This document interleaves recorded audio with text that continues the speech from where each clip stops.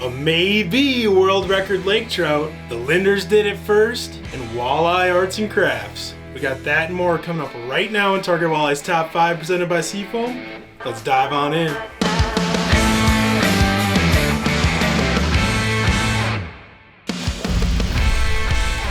Scott Enlow and his son Hunter caught what's probably the most ridiculous fish I've ever seen regardless of species.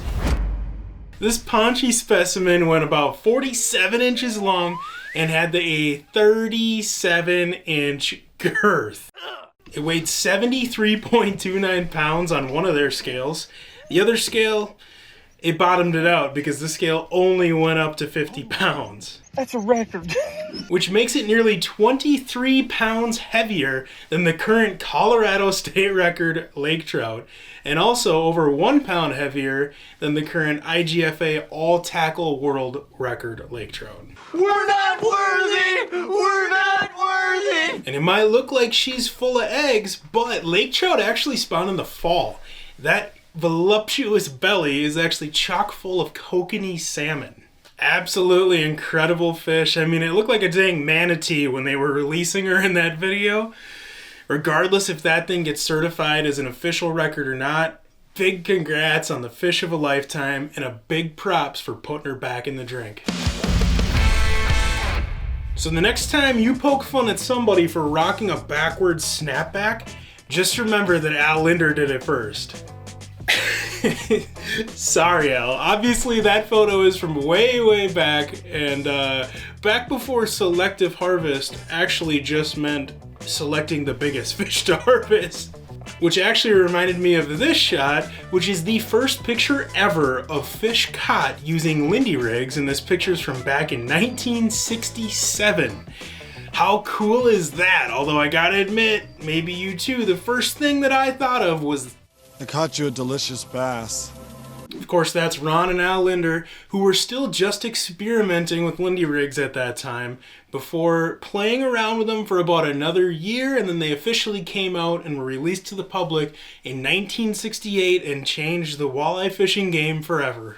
Ron said that they were actually out trying to target walleyes. It was late September, dragging around 4-inch creek jubs on their newly invented Lindy rigs, and wound up crossing paths with a giant school of bass and went to town. Now that fish in the middle looks like an absolute giant. Look at the size of the head and the frame on that thing. If you're curious where they caught those fish, Over there, that creek, man, I found a couple of soaps on the arrowhead. alright, I'm kidding. Ron said that Al had just gotten back from Vietnam and they were off doing some fishing over on Lake George in Wisconsin. Of course, that picture is also from way before catch and release were ever a thing. If you can't tell by the stringer, the antennas on the TV, and those beardless Linders, I don't know exactly when Al started rocking his must-be trademarked beard, but I'm here for it, and I can say that the fish haven't gotten any smaller over the years for him either. And this right here is what a 33.5-pound walleye would look like, over 40 inches long, except for the fact that it's not a walleye, it's a zander, which is basically like the European cousin of a walleye. But a guy can dream, right? That behemoth was caught by Rasmus TC, who live scoped it with a Weston Twin T's. It actually kind of looks like a bait that we use for sharpshooting walleyes with plastics around here. It's kind of a straight fluke style bait, except for I noticed that their tails are horizontal instead of vertical, which makes a whole lot of sense for doing vertical scoping. It's his new personal best zander, which would be outrageous if it wasn't. And now, don't quote me because I don't speak Dutch, but I think the post was saying that it was potentially the second largest zander ever caught. Not sure on that, but big congrats, Rasmus. Congrats on the fish of a lifetime.